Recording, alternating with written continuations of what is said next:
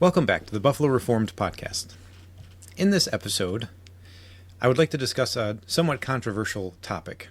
The reason it's controversial is because most Christian denominations have their own definitions for these things, but I'm not going to be going through what everybody believes about this.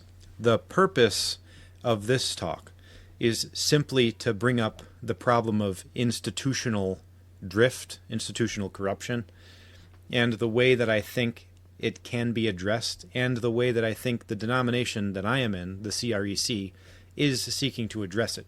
So I'm using this talk today as a means of bringing up this problem that I think is a real issue for Christianity, and that if we can address it, who knows what the Lord will do with our witness in the future, for future generations. And so I have it titled simply Ordination, and we're going to look through the Presbyterian view of ordination.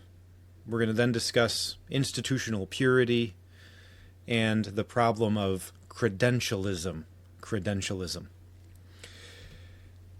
And you can see here, by way of outline, we're going to go through the typical progression of a Presbyterian ordination and how they view it, based on, and we're going to use the OPC as an example. And then the problem of credentialism, which is going to be defined, and we'll look at what that is and how I think it's leading to institutional corruption. And then the CREC's solution, the Communion of Reformed Evangelicals Churches, their solution to this problem. So first, let's look at the Orthodox Presbyterian Church as basically a sample of the typical Presbyterian view of ordination, and this will get the discussion started.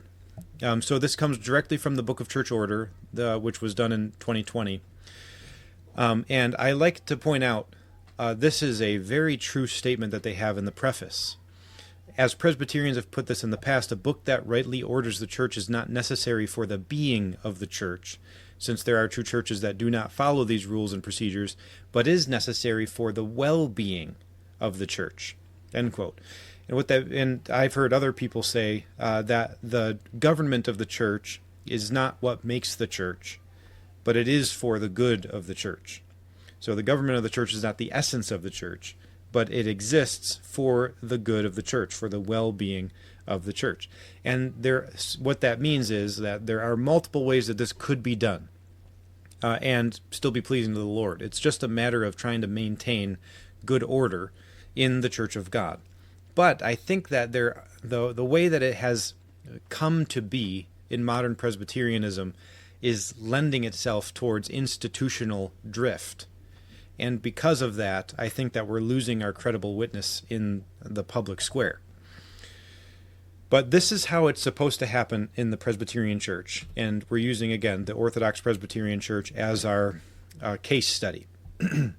So from their form of government, chapter 20, it defines ordination as the act by which men are set apart to the offices of deacon, ruling elder, and minister. It is the church's solemn approval of and public attestation to a man's inward call, his gifts, and his calling by the church.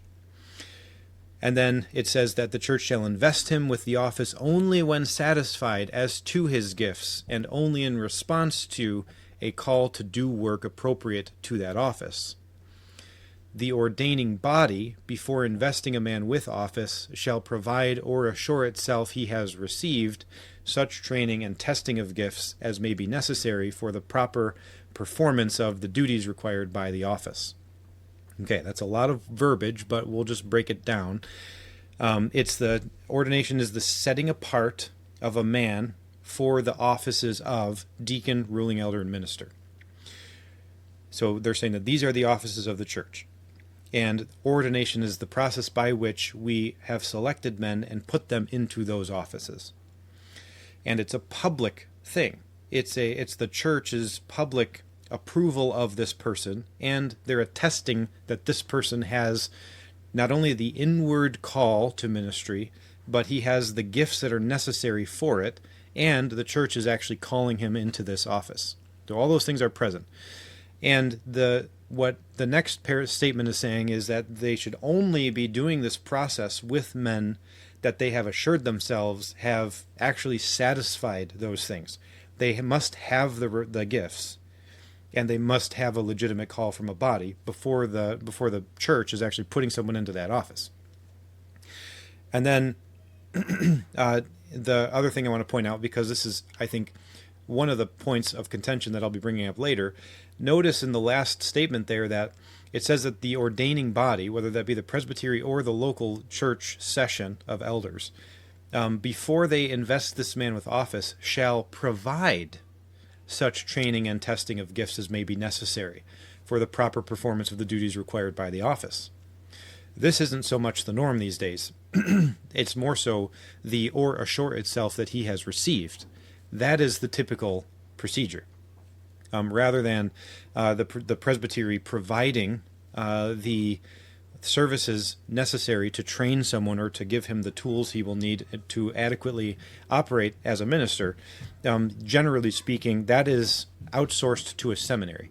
That's not going to be done by the presbytery. So ordinarily, seminary is going to be doing that, and then the presbytery is going to be assuring itself that he has received adequate instruction, and they'll do that by means of testing. So to summarize all of this, there is an observation of the required gifts. Now, the OPC calls this the inward call. But I write it this way to highlight that the inward call is made manifest by the outward. So some will describe this inward call as a feeling. I felt led to pursue ordination. Say it something like that. But I'm going to make the argument that the inward call is really manifest in how this person is operating in the body. He is caring for the flock.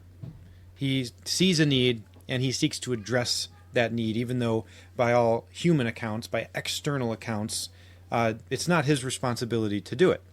But for some reason, he has this internal call that this need that he sees, he needs to be addressing it.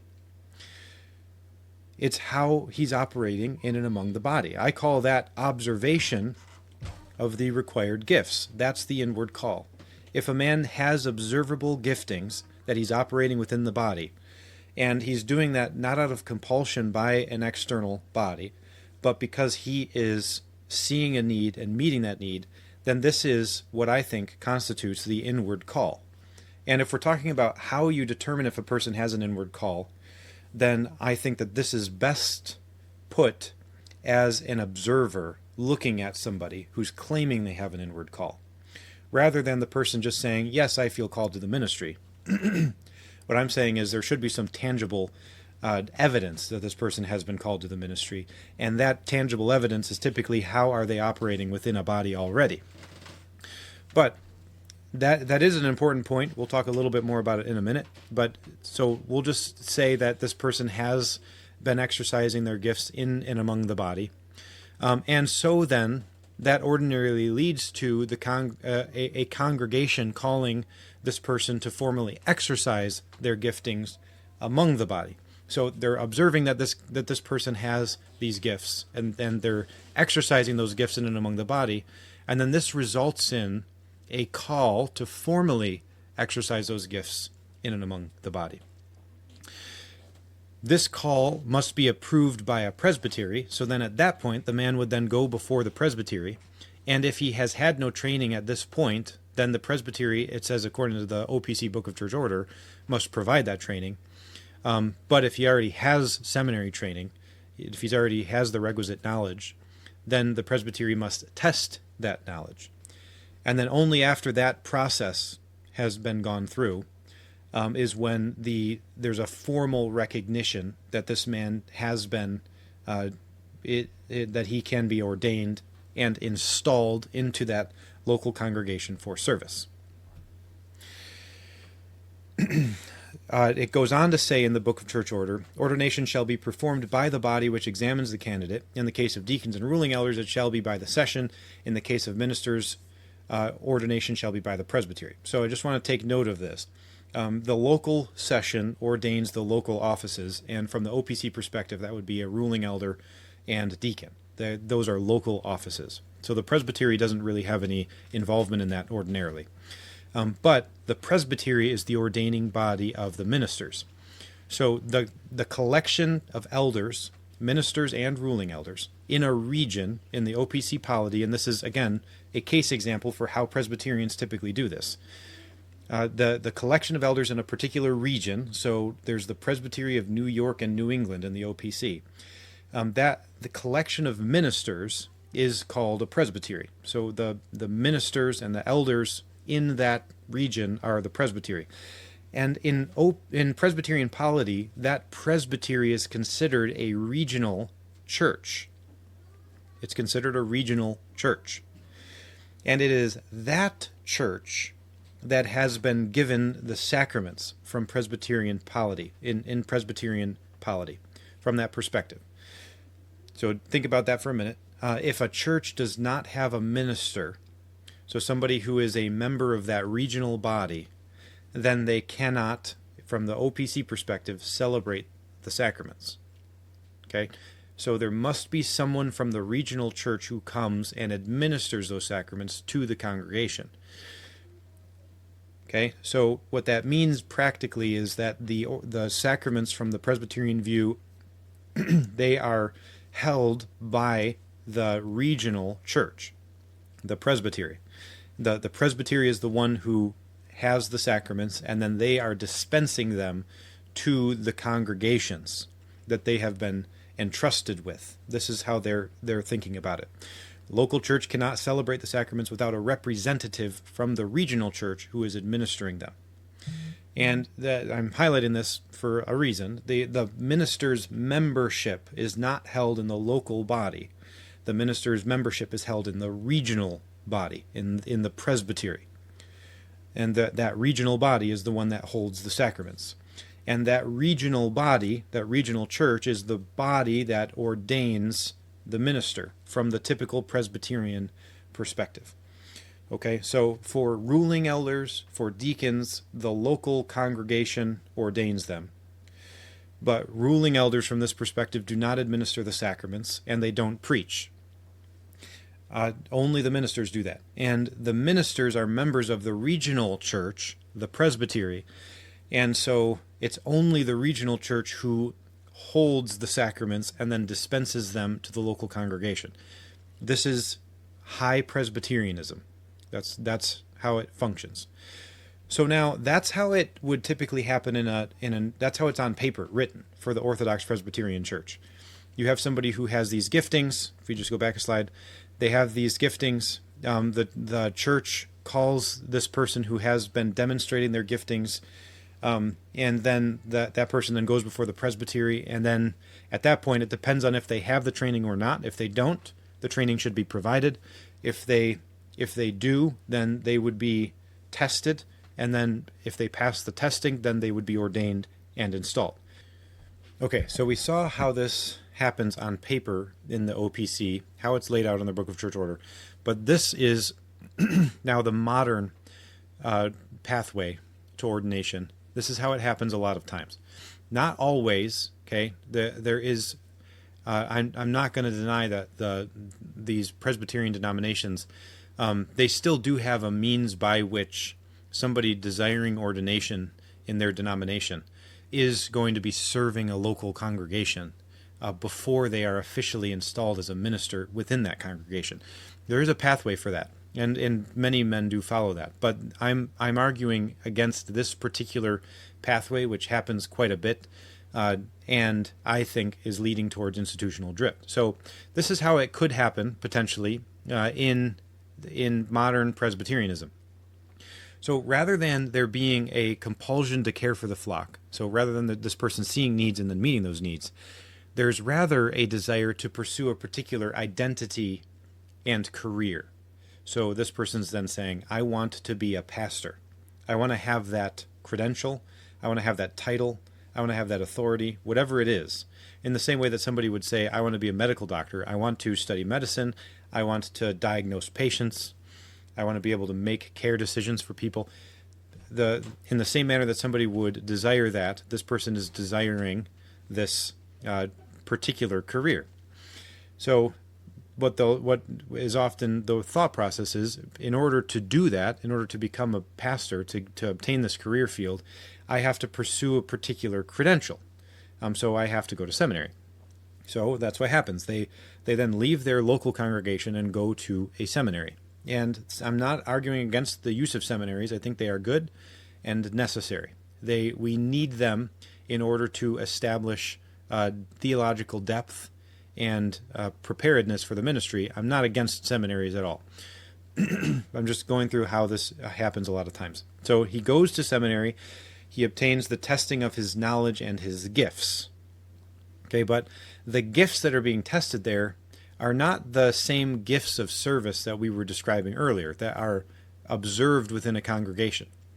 They are gifts of preaching and teaching ordinarily, their understanding of systematic theology, biblical languages, polity, church government, things like that, church history. Those are the things that are being tested in the seminary. And so whenever we think of going to seminary and he's obtaining testing of his knowledge and gifts, what's primarily being tested there is his ability to interpret the scriptures, preach the word, understand church history, have that deep theological understanding. Those are the things that are being tested primarily in that setting. So then after he obtains his credential, his Master of Divinity, now he needs to go and pursue licensure or ordination. It's similar in medicine.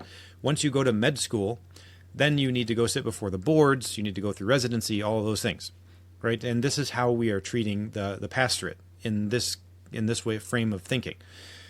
So this person, in pursuing this career path now, he goes to the presbytery, he becomes an intern maybe in a local congregation, but he gets approved by the presbytery to preach and teach and to function as a minister.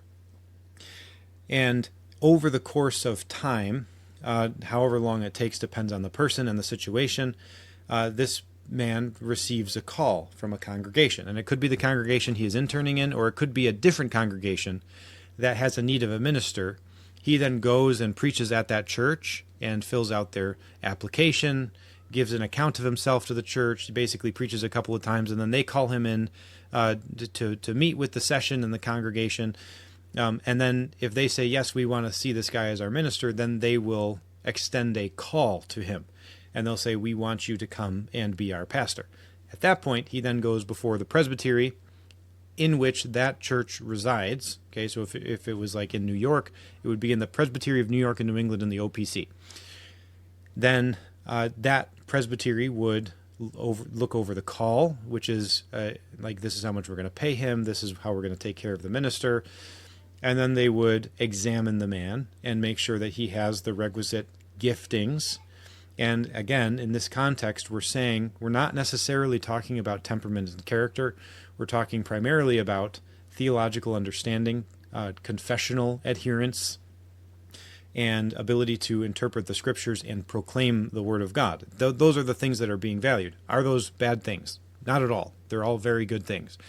But I'm just trying to point out here the conspicuous absence of having the character and the temperament and the service of this person as the bedrock of why we're taking them through this process, as opposed to it being they have this seminary degree, they have come before the presbytery's approved them, this church has heard them for a couple of weeks preach and teach, and they think that they're good, and then the presbytery approves it, and then they put them into that office in the church. And that's what would happen.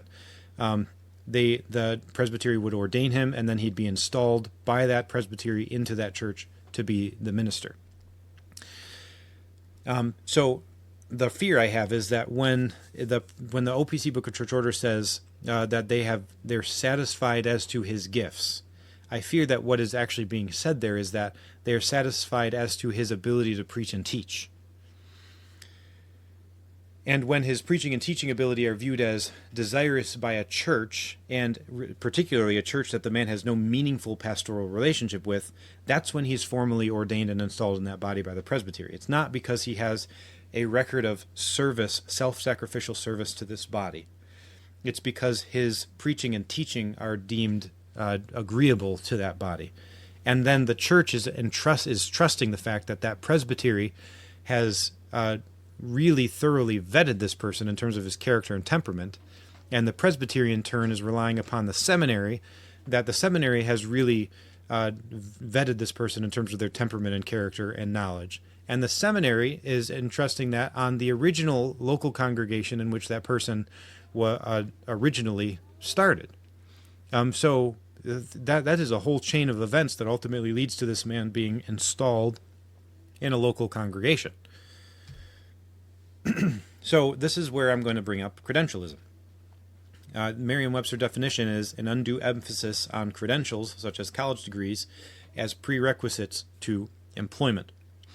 So rather than emphasizing service to the body as the foundation on which the training rests, we have essentially flipped the emphasis.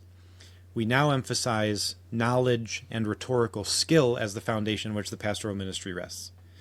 And we base their overall fitness as a minister on their credentials from seminary and presbytery. The church allows a man to minister to them, meaning leading services, that's really what we mean, only if he has the needed credentials, ordinarily an MDiv and then approval of the presbytery. Rather than basing the man's ministry on his proven care for the flock, we've essentially outsourced that responsibility to the centralized powers, the seminary and the presbytery. These bodies are, I'm arguing, not equipped to adequately judge a man's character. It is the daily grinding service to the body that tests a man's character. It's not his ability to write papers, preach sermons, and follow a liturgy.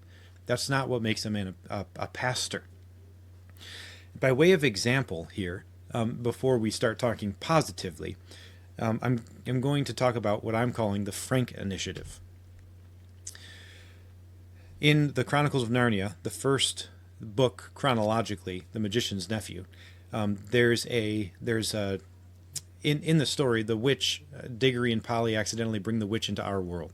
And in their process of trying to bring the witch back out of our world, they accidentally bring a cabbie, somebody who operates a cab with a horse and a carriage in that time, with them into Narnia as it's being newly created. And Aslan wants to make this cabbie the king of Narnia. And when the cabbie hears this, he says this quote, "I never had much education, you see," and Lewis is telling us something about this. That's the credentials that we typically would want to see. We'd want to see in a king somebody who can actually pronounce the word education, and doesn't contract their words in a manner that is considered colloquial and backwoodsy, redneck. And so what is Aslan's response to that? He says, well, and I'm going to quote these, "Can you use a spade and a plow and raise food out of the earth? Can you rule these creatures kindly and fairly, remembering that they are not slaves, like the dumb beasts of the world you were born in, but talking beasts and free subjects? And would you bring up your children and grandchildren to do the same? And if enemies came against the land, for enemies will arise, and there was war, would you be the first in the charge and the last in the retreat? Then, said Aslan, you will have done all that a king should do." And I highlight this story to point out that maybe we are, in modern-day Presbyterianism, emphasizing the wrong syllable in the word, the wrong syllable. Are we equating rhetorical skill, theological depth and knowledge, are we equating those things with the required gifts for ministry? And the question there, we say that there is a dearth of pastors, and are we saying that there's a dearth of people who have the requisite theological depth and nuance and ability with the original languages and their understanding of church history? Or are we saying there is a dearth of Franks, people who have this ordinary Christian piety? They know how to work. They know how to be fair and just. They know how to raise their household, have their household in order.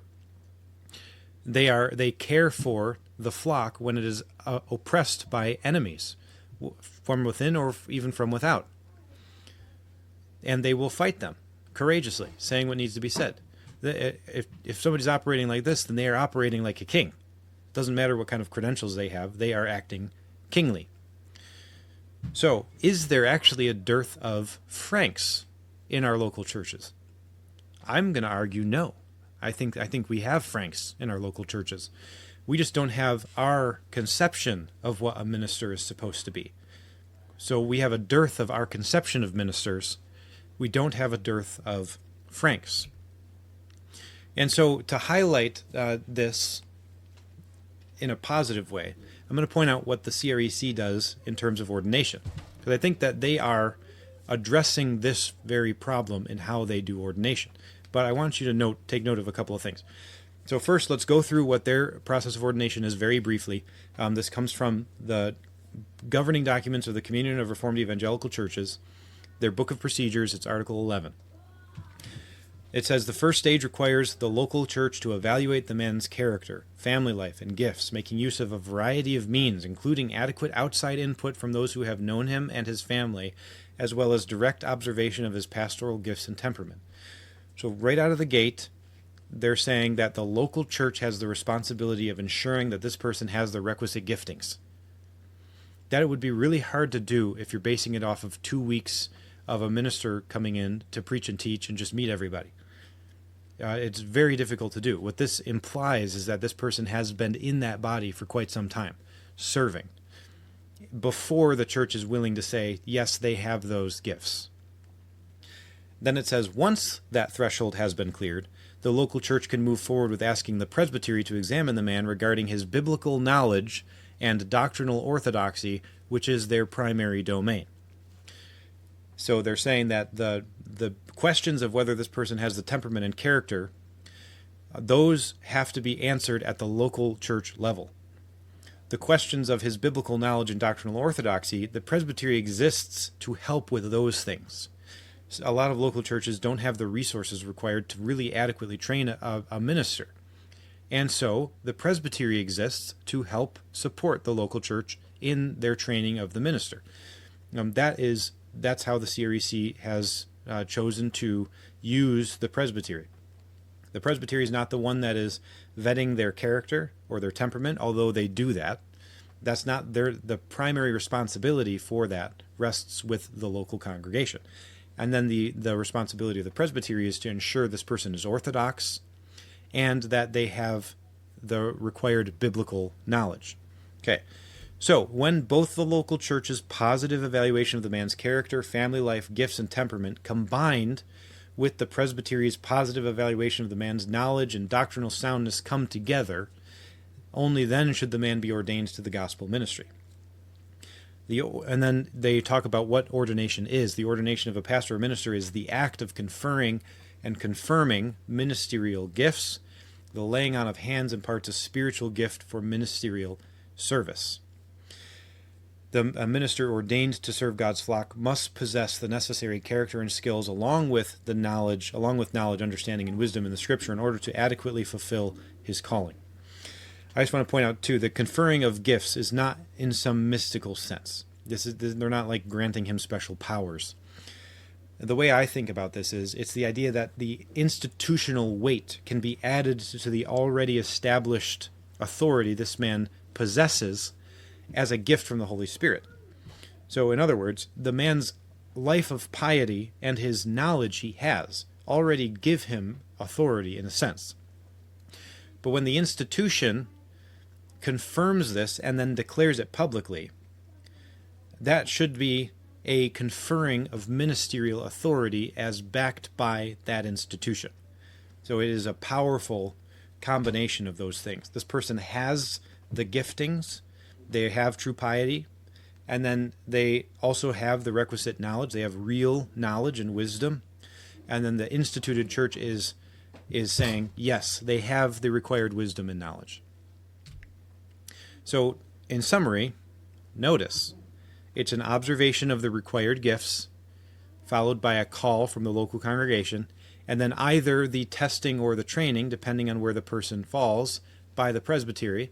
And so if the congregation is calling somebody who has no training, but they're saying that the way that they are operating within the body is very conducive to the health of the body, demonstrates an inward call, and they think he has the required character and skill to be a minister, So then they say, we want to call him to be our pastor. He comes before the presbytery, and the presbytery says he's not quite ready as far as his knowledge in our estimation. Here's what we recommend as far as his education. And then that would proceed until he's ready to be tested. And then once he's ready to be tested, after he is tested and approved, then he would be ordained. But that is exactly the same pattern that we outlined when we were looking at how the OPC has it written in their Book of Church Order. This is how it ought to go. But now compare this to how it is practically done, or the modern way that it is done. And this happens in both denominations, but I think it's much more common in the OPC than it would be in the CREC. This is, again, the modern pathway laid out this way.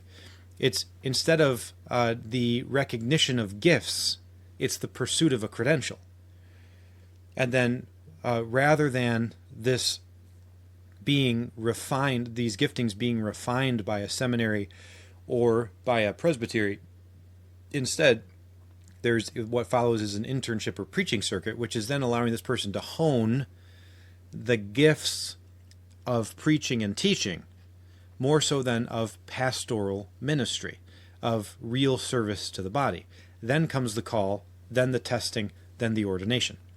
So instead of long, observable service to the body being the foundation of pastoral ministry, with tested temperament and character, the decisive foundation has quietly become a credential from a seminary and or a presbytery.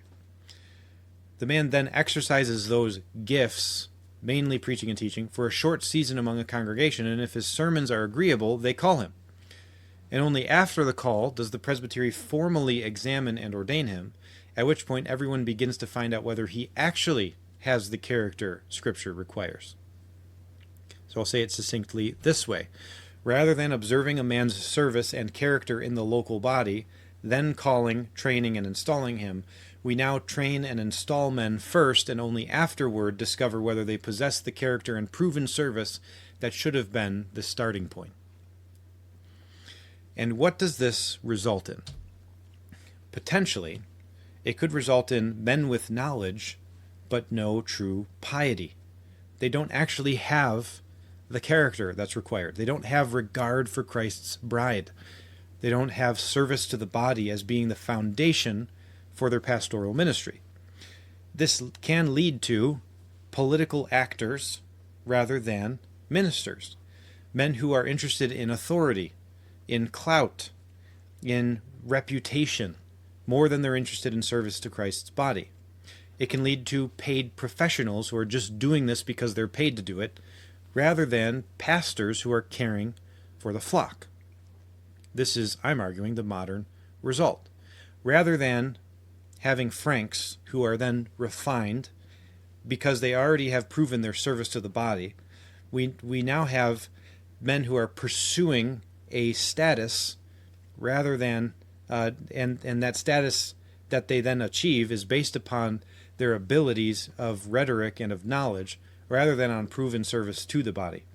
So the foundation is on the credential, it's not upon service to the body. And this can result in political actors and paid professionals rather than ministers and pastors. By way of example, I want us to consider Boniface, calling this the Boniface effect. This is what is necessary. I'm in the process of reading this book, Charlemagne, by Derek Wilson. And in the book, he in the beginning of it, he describes the influences on Charlemagne that led to his great influence on Western civilization. And one of those influences was the monks that were present in modern-day United Kingdom. What had happened is there was an ineffective witness of the institutional church to the pagans in that area, in the United Kingdom.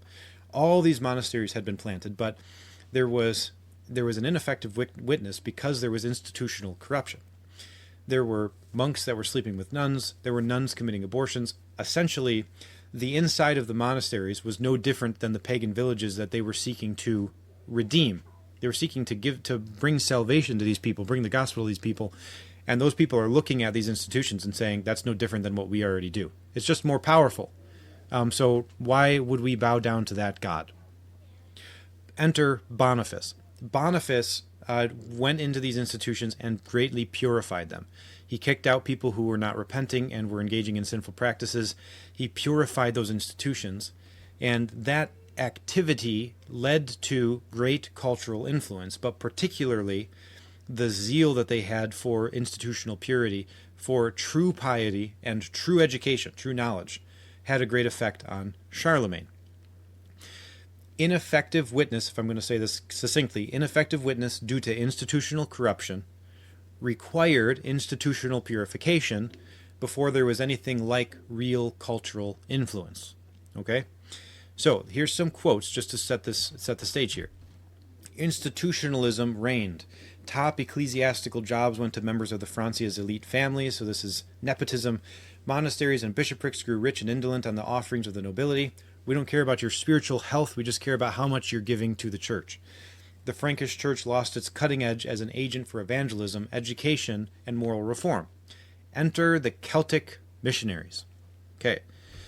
These puritanical and purifying missionaries exercised a profound influence on Charlemagne. He was stirred by their zeal and impressed by their scholarship, and it was a shared passion for the gospel that provided the inspiration for his own mission. Even when orthodoxy was impeccable, morality often was not. In a turbulent age, the authority of the clergy depended almost entirely on their education and the purity of their lives. All too often they forfeited any influence they might have enjoyed by ignorant and unbridled behavior. The peripatetic, which means he was traveling, he was going around to all of the monasteries, the peripatetic Boniface expended more effort in disciplining adulterous monks and clerical rapists than in bringing heathens to the baptismal font. The focus of his ministry was on purifying the institution.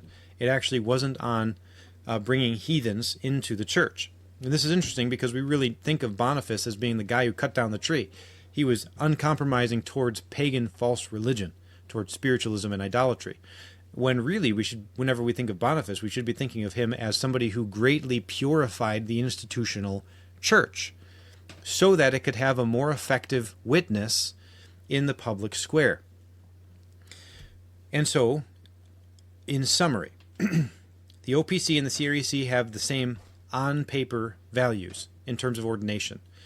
Real gifts that somebody has and is exercising in the body then result in a call from a congregation that the instituted church officially and publicly ordain this person to ministry so that those gifts can have more weight and authority. And then only then is that person trained and refined, already having the necessary character. He then is getting the competency he needs to operate well in that area, in that office, and then he is ordained and installed into that office. So on paper, the OPC and the CREC have the same on paper values.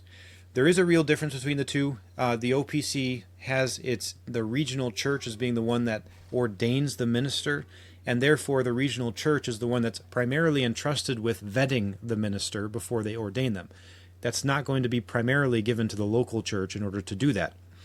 And what that has led to, I'm arguing, is this credentialistic approach to the ministry, where these men are just they're obtaining the credentials that are necessary to be approved by the governing body, the presbytery, so that then they can go into a congregation and minister. And that has led to a crop of ministers in our modern context who care more about their career than they care about feeding the flock. They care more about political prestige in a presbytery, in the ecclesiastical structures, than they care about the bride of Christ and the purity of the bride of Christ. So I am arguing for the Frank Initiative, where we prioritize true basic piety over credentialed knowledge. I'm not against institutions. I'm not against training and knowledge, particularly in the original languages and in church history. I am all for those things. I think they are necessary and good. But they cannot be the foundation upon which pastoral ministry rests. It must be basic, common Christian piety, like King Frank had. If somebody has this, they will be operating as a king, as an elder, as a ruler in Christ's church, as somebody who will protect his bride, as somebody who has been entrusted with free citizens in Christ's church. Not so he doesn't rule them by compulsion, but by example and by great care and patience. The purity of our institutions is at stake, and potentially the shape of future civilizations, as evidenced by the anecdote with Boniface. Boniface spent a lot of time, more time, purifying the institution than he spent fighting the pagans. And I'm making the argument here that if we can purify our institutions, and we actually have some regard for the purity of the institutions, then this is what will lead to our ability to bring in the heathen, to bring the heathen into our house. We have to clean our house before we can expect the heathen to want to come into it. But if the house is operating in a manner that's no different than how the heathen operate, that's no better, then what in the world is going to drive a heathen into the arms of Christ? How are we representing Christ and his name in the public square in our institutions?